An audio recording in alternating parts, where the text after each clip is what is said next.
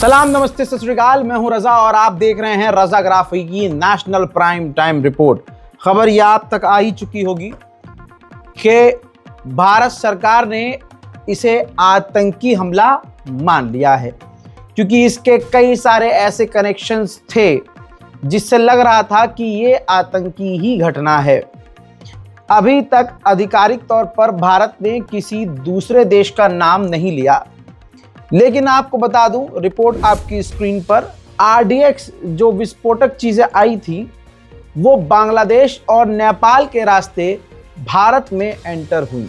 जो टाइटल मैंने लिखा है कि भारत में अभी भी खतरा, ये एक बड़ा सवाल और बड़ा डर भी है, क्योंकि 300 किलोग्राम अमोनियम नाइट्रेट अभी भी मिसिंग है। इंडिया टुडे से लेकर देश भर के कई अखबारों में ये खबर आई है और अभी भी ये बात चल रही है कि क्योंकि भारत में कई जगह ये धमाके करने का प्लान था, एक जगह नहीं कई जगह धमाका करना था, और उसके लिए विस्फोटक ऑब्वियसली ज़्यादा लगेंगे।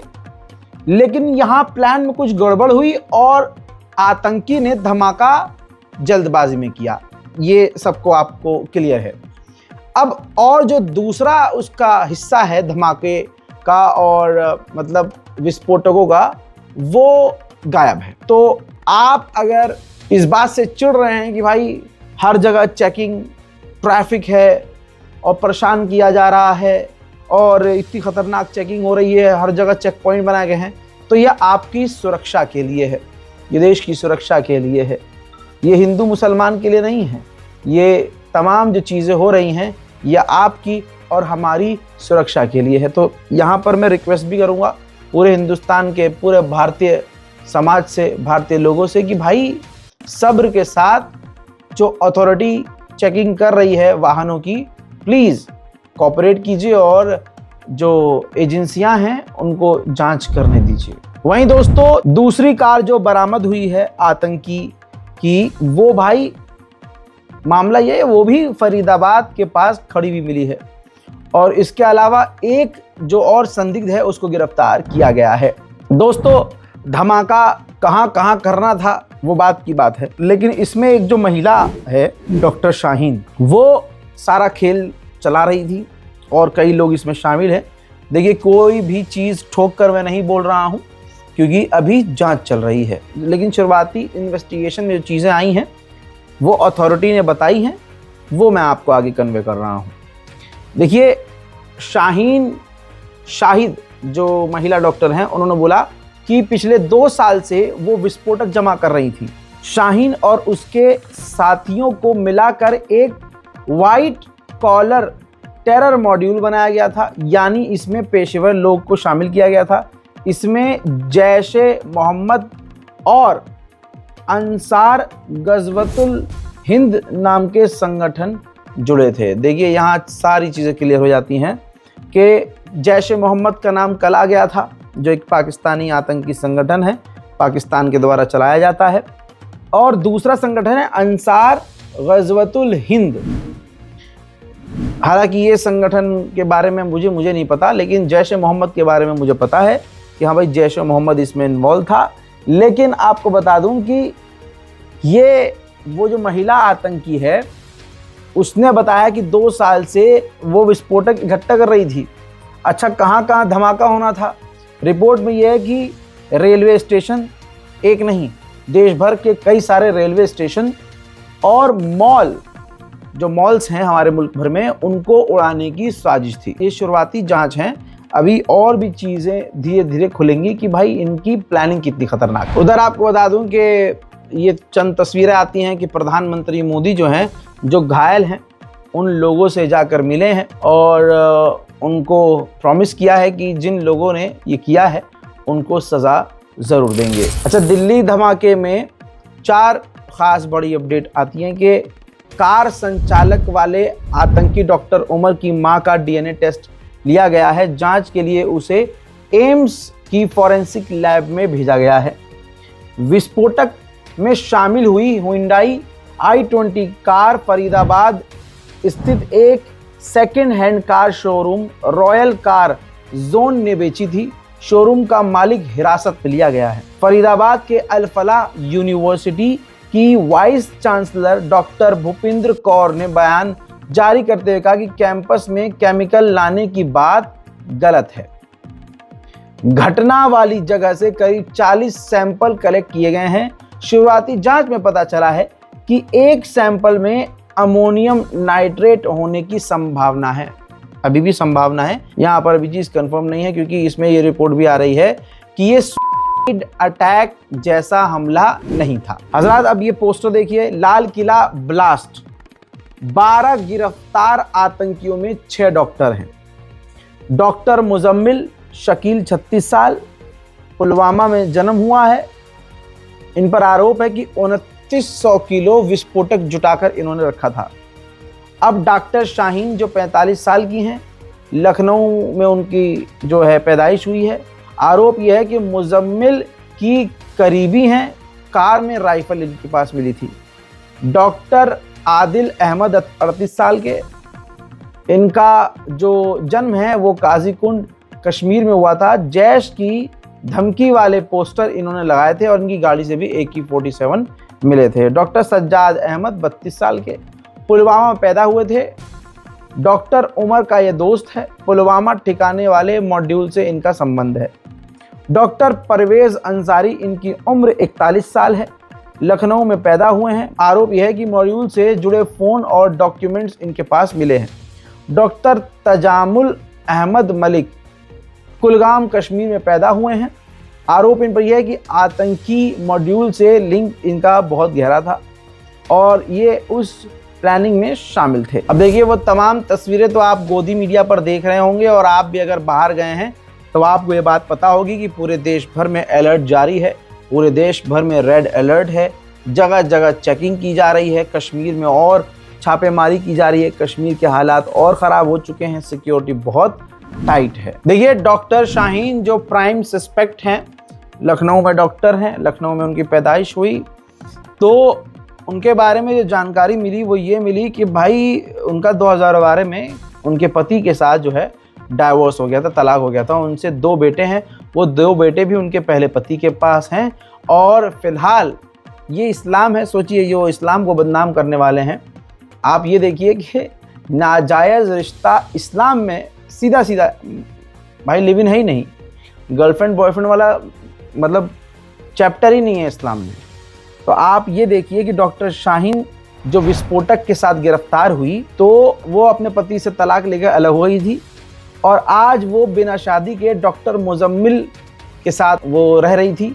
और उनका नाम और जो है वो जो दूसरा आतंकी है डॉक्टर मुजम्मिल, उनकी गर्लफ्रेंड है। उनकी कार से AK-47 बरामद हुई थी और कहा जा रहा है कि वो जैश यानी जैश ए मोहम्मद के भारत में महिलाओं की हेड हैं। अब इसमें क्या सच्चाई है क्या झूठ है ये जांच का विषय है, लेकिन भाई विस्फोटक तो बरामद हुआ है। अब जो इनके पति थे जिनसे तलाक हो गया, मीडिया ने उन्हें भी ढूंढ लिया। हालांकि उन्होंने साफ कहा कि भाई बहुत पहले तलाक हो गया, दोनों बेटे डॉक्टर हैं, मेरे पास हैं, हमारा उनसे कोई रिश्ता और ताल्लुक नहीं है। मैम एक सेकंड रुकिए, आप क्या कहना चाहते हैं? सब कुछ आपको पता हो गया। नहीं कहना चाहते, मेरा कोई रिश्ता नहीं है उनसे, कोई यहाँ पे दिल में इमोशन नहीं है। तलाक कब हुआ था आपका सर? तलाक 2012 में हुआ था। 13 साल हो गए। 13 साल से कौन? कितने बच्चे आपके साथ? 2 बच्चे। 2 बच्चे। दोनों बच्चे समय कहाँ सर? नहीं हमारे। सर जब तलाक हो गया उसके बाद कभी कोई बातचीत या कभी कुछ ऐसा संपर्क, कभी कोई कांटेक्ट नहीं हुआ उनसे? अच्छा, तलाक किस थोड़ा सा मूड पर ना होता। क्या उनके कांटेक्ट विदेशों में भी थे? क्या वो धर्म भीरू बहुत ज़्यादा थी सर? धार्मिक प्रवृत्ति ज़्यादा थी क्या सर? अच्छा, आपकी शादी कैसे हुई सर? Arrange marriage. डॉक्टर आप भी हैं, डॉक्टर वो भी, तो डॉक्टर बनने के बाद अरेंज मैरिज हुई तो पहले?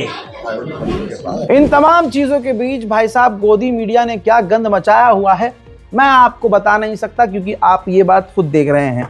आधा आतंक गोदी मीडिया ने फैलाया हुआ है। तमाम चीजें अपने मन से बोल रहे हैं और बाद में वो झूठी साबित हो रही है। इसलिए खास करके गोदी मीडिया की किसी भी खबर को देखकर किसी को गाली बकिएगा नहीं और आपस में लड़िएगा नहीं। अल फला यूनिवर्सिटी, क्योंकि एक मुस्लिम नाम से यूनिवर्सिटी नज़र आ रही है भाई अल फला, तो यूनिवर्सिटी को बदनाम करने के लिए कहा गया कि भाई इसी के अंदर विस्फोटक बनाया गया, इसी के अंदर केमिकल रखा गया और यहाँ से केमिकल ले जाया गया। भाई अल फला यूनिवर्सिटी की जो हेड हैं उन्होंने बताया कि जांच एजेंसियां आई थी, उन्होंने कुछ लोगों को हिरासत में लिया पूछताछ के लिए, लेकिन उनका हमारी यूनिवर्सिटी से लेना देना कुछ नहीं है, बस वो यहाँ पढ़ते थे और इनका कोई ताल्लुक़ नहीं है। और ये जो बात कही जा रही कि विस्फोटक हमारे यहाँ इस कॉलेज में स्टोर किया गया था और कॉलेज में जो है जो विस्फोटक है उसको बनाया गया था, ये सरासर गलत है। अब यहाँ पर डराने वाली घबराने वाली बात ये है क्योंकि ये आतंकवादी मुस्लिम नामी है और अब भारत सरकार ने ऐलान कर दिया है कि भाई यह आतंकी हमला था, टेरर लिंक है, एक्ट ऑफ वॉर मान लिया, चलिए सही है। लेकिन अब धर्म के हिसाब से ही पूरे देश भर में छापेमारी चल रही है। बताना चाहूँगा कि महाराष्ट्र में, जी हाँ, महाराष्ट्र में एटीएस ने मुंब्रा कौसा इलाके में इब्राहिम आबिदी के घर पर छापा मारा और उनके बच्चे, उनके घर में जो भी जिनके पास फ़ोन था सब जो है ले लिया और जो भी डिवाइस थे, हार्ड ड्राइव थी कंप्यूटर्स की, वो ले ली और उनसे कहा कि हमें आपके दूसरे घर की भी तलाशी लेनी है। अब परेशान परिवार वालों ने जब आगे अधिकारियों को फ़ोन किया, यानी पुलिस को फ़ोन किया कि ये ज़बरदस्ती इस तरह से हमारे साथ कर रहे हैं, तो आगे से जवाब भी नहीं मिला, मिलेगा भी नहीं। अब आप ये देखिए कि पहले आप बयान सुनिए और ये सुनते सुनते आप सोचिएगा कि चलिए जो आतंकवादी हैं वह हैं। अब ऐसा भी हो सकता है कि भाई इसके बहाने पता नहीं कितने मुसलमानों को परेशान किया जाए, पता नहीं कितने मुसलमानों को बेकसूर जेल में डाल दिया जाए। ये भी सुनिश्चित करना होगा कि जिन्हें जेल में डाला जा रहा है क्या सच में आतंकवादी हैं या सिर्फ मुसलमान होने की सज़ा अब उन लोगों को मिलेगी जिनका किसी भी आतंकी हमले से लेना देना नहीं है। पुलिस आई थी कल 2 बजे के करीब दोपहर में, वो सर्च वारंट के साथ आई थी और सर्च वारंट को देखकर हमने उनको घर देखने दिया, हमारा घर चेक किया, उसने सारी चीज़ें देखी, उसमें से हमारा हार्ड डिस्क और बच्चों का फ़ोन, मेरा फ़ोन, मेरे हस्बैंड का फ़ोन, ये सब फ़ोन्स लेके गई। कुछ बताया उन्होंने? पूछताछ हमने पूछा उनसे कि आप क्यों आए हैं, सर्च वारंट किस लिए है आपके पास, बहुत पूछा। वो एटीएस पुणे से थी और लेकिन उसने कुछ भी रीज़न नहीं बताया हमको किस रीज़न से वो आए हैं। उसमें क्या पोजीशन में मेरे जी मेरे हस्बैंड जो है ना साबू सदीक कॉलेज मुंबई में प्रोफेसर है मैकेनिकल कॉलेज में। यहाँ से कुर्ला लेके गए थे, कुर्ला में क्या यहाँ से वो लोग ये बोल के ले गए सर मेरे हस्बैंड को कि हम आपके हस्बैंड को लेके जा रहे हैं, कुर्ला में इनका एक और घर है, वो घर हम देखेंगे वहाँ पे कुछ है क्या नहीं, और उसके बाद आपका फ़ोन, बच्चों का फ़ोन और हस्बैंड को लाकर घर छोड़ के जाएंगे। बट ऐसा कुछ भी नहीं हुआ। हम 7, 8, 9 बजे तक वेट किए, कोई कांटेक्ट नहीं, कुछ नहीं। तो फिर हम वीडियो साफ साफ कई जगह की ऐसी भी आ रही हैं कि भैया मुसलमानों को गहराई से चेक किया जा रहा है। ये एक साजिश भी लग रही है और पॉलिटिकल खेल भी लग रहा है। ये ताज़ा मंजर आप देखिए, ब्लास्ट के बाद भाई कई रेलवे स्टेशन का वीडियो वायरल हुआ है। अब ये वाराणसी कांड का वीडियो जारी हुआ है जिसमें आप ये देखिए कि चेकिंग अभियान चलाया जा रहा है। कथित रूप से 2 मुस्लिम व्यक्तियों को चेक करने का वीडियो सामने आया है। सवाल ये उठता है कि क्या सिर्फ एक ही समुदाय के लोगों को निशाना बनाना उचित है और क्या केवल एक समुदाय के लोगों का वीडियो उनकी चेकिंग करते हुए सोशल मीडिया पर अपलोड करवा कर या अपलोड करके पूरी दुनिया को एक इमेज दिखाई जा रही है कि भारत में मुसलमानों की चेकिंग की जा रही है, मुसलमान पर शक है, मुसलमान आतंकवादी है। ये खेल कौन रहा है?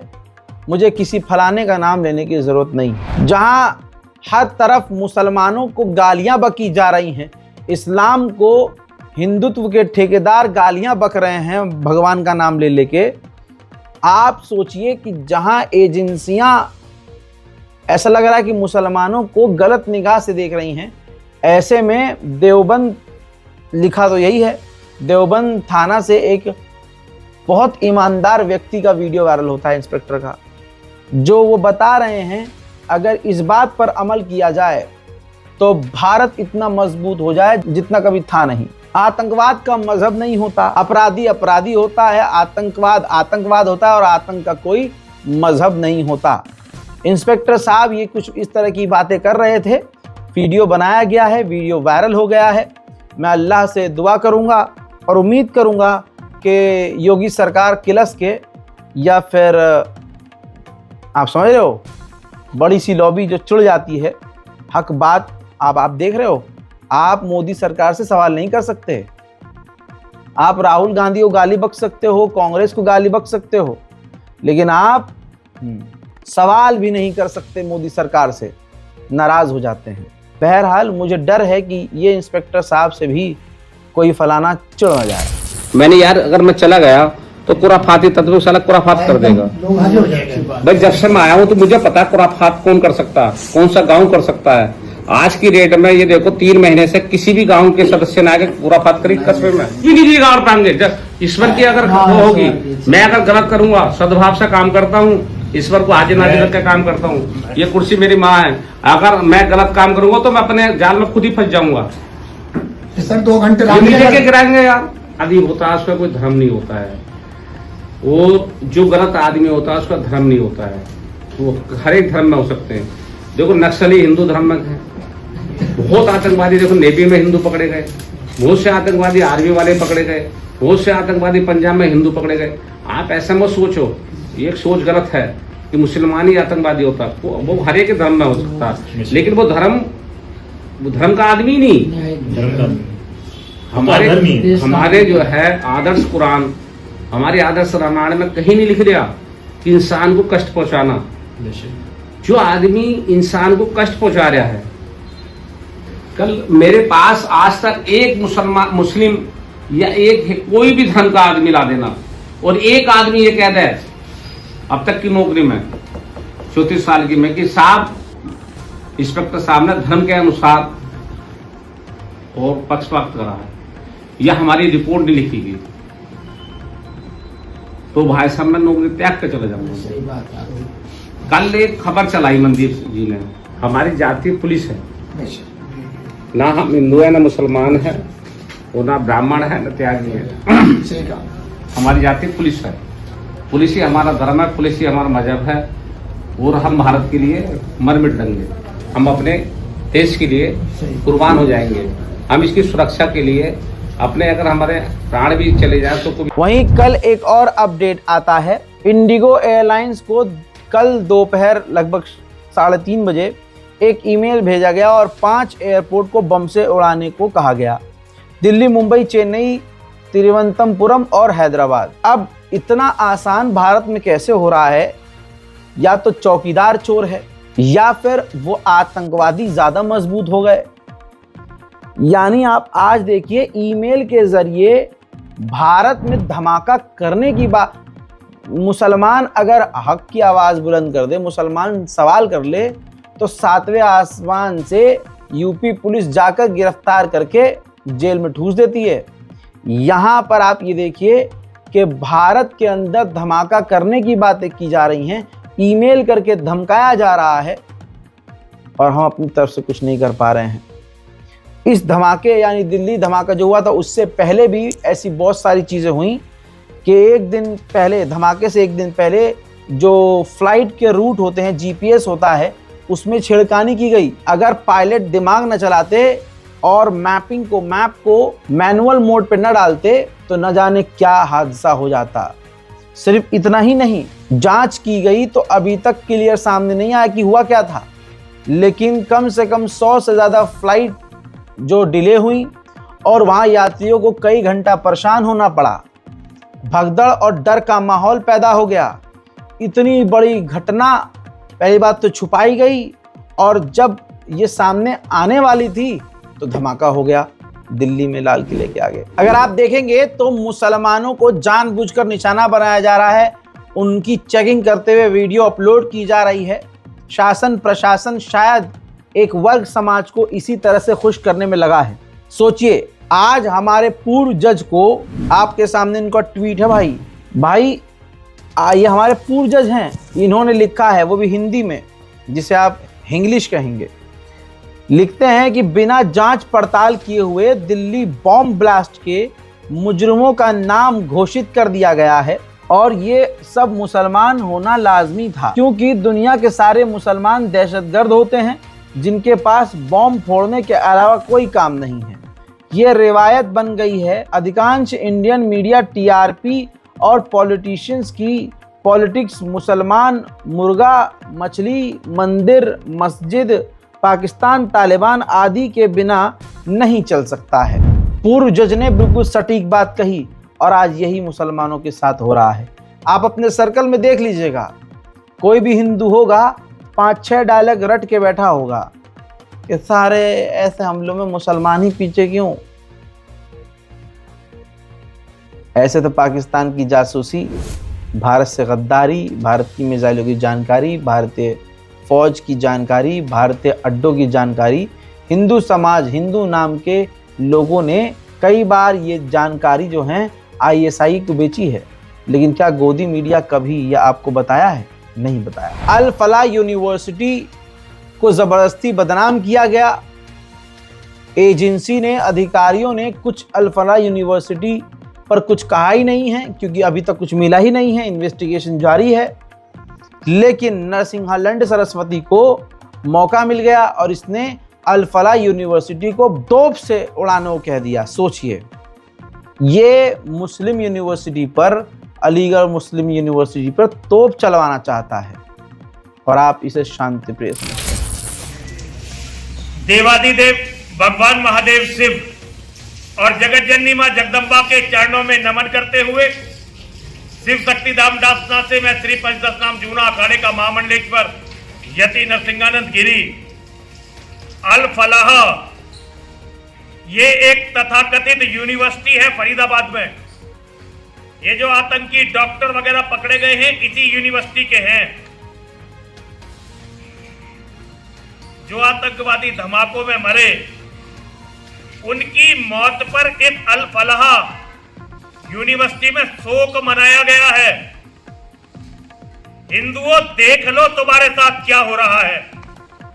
वो आतंकवादियों का भी शोक मनाते हैं और तुमने मुझे केवल इसलिए छोड़ दिया कि मैं इन जिहादियों की सच्चाई पूरी दुनिया को बता रहा था और इन जिहादियों को खुल। हिंदू समाज मुसलमानों को गालियां बक बक के थक नहीं रहा है।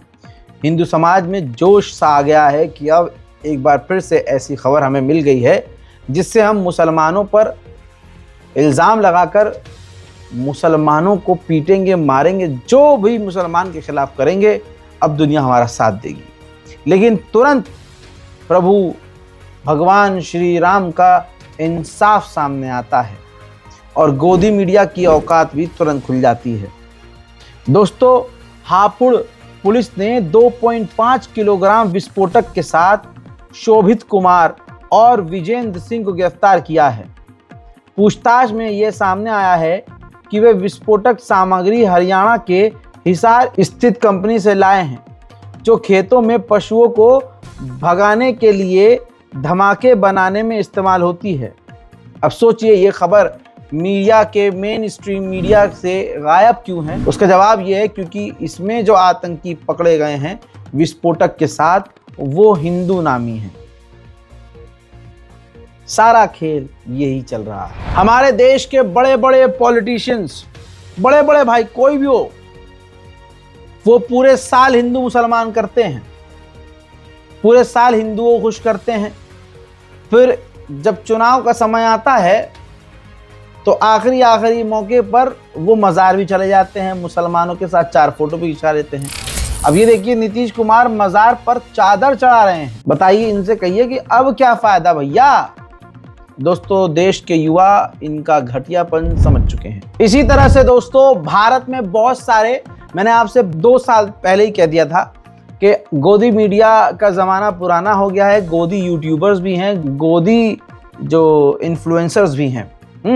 तो आजकल जो है हर झटुल्ला हाथ में माइक पकड़कर मुसलमानों के मुंह में घुसाकर उनसे कुछ न कुछ उगलवाना चाहता है कि बस कुछ मसाला मिल जाए और वो वीडियो मेरे चैनल पर वायरल हो जाए, दुनिया में वायरल हो जाए और मेरा चैनल भाई साहब 50-60 लाख पहुंच जाए, 6-7-8 मिलियन पहुंच जाए, भाई ट्रेंडिंग में मैं आ जाऊं, पैसा अच्छा कमा लूं।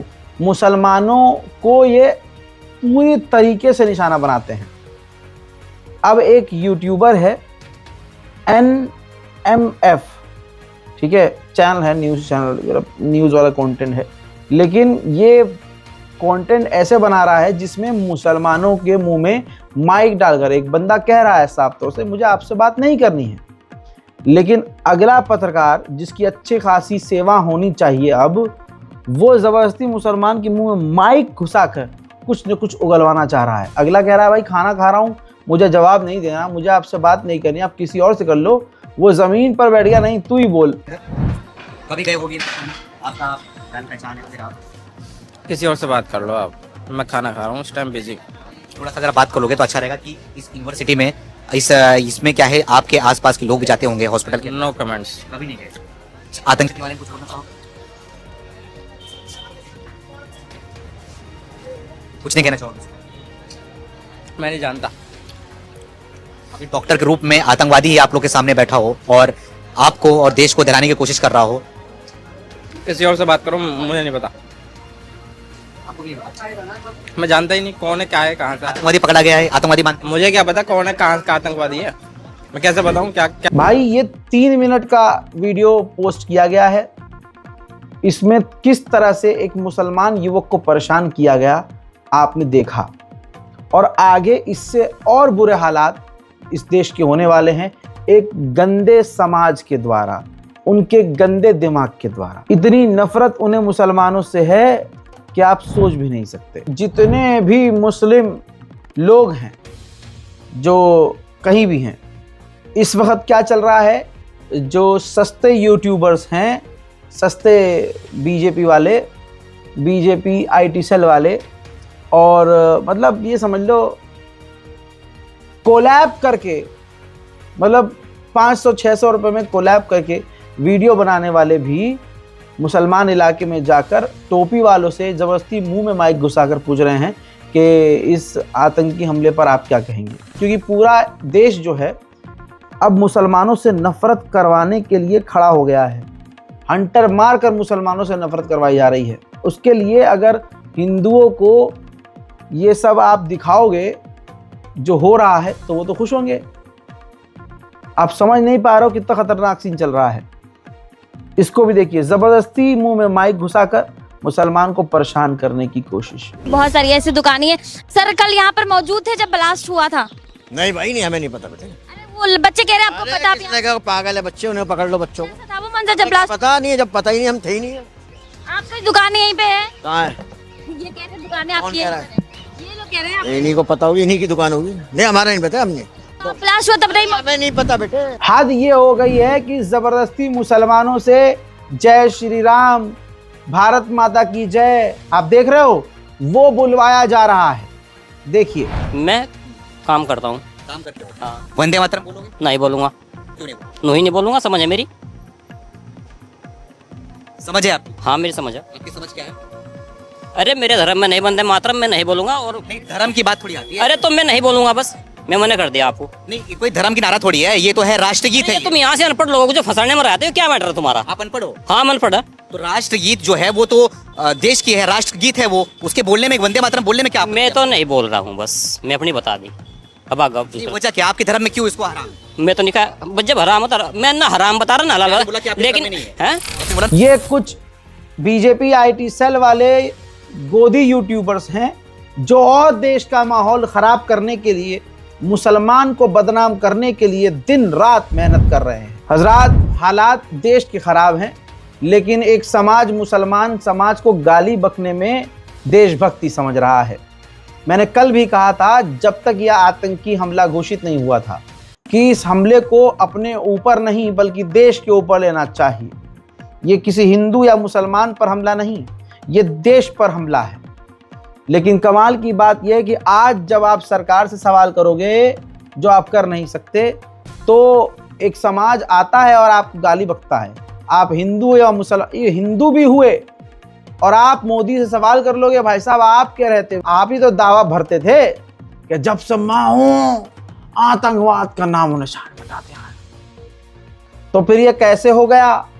आज जब लोग सवाल कर रहे हैं तो भाई साहब गिरफ्तार कर लिया जा रहा है, अकाउंट डिलीट करवाया जा रहा है। ये हो रहा है इस देश में।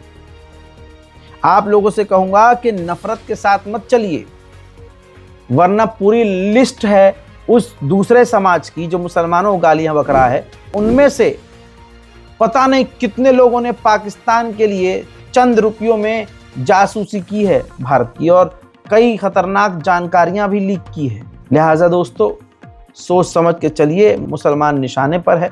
इन सुअर की नस्लों ने इस्लाम के नाम पर आतंक मचाकर, समझ रहे हो आप, भारत के और पूरी दुनिया के मुसलमानों को बदनाम किया है, और आगे पता नहीं ये क्या क्या करेंगे। लिहाजा मैं ये कहूँगा न हिंदू बुरा है न मुसलमान बुरा है। अगर आप इंसान अच्छे हैं तो आप अच्छे हिंदू भी बन सकते हैं और अच्छे मुसलमान भी बन सकते हैं।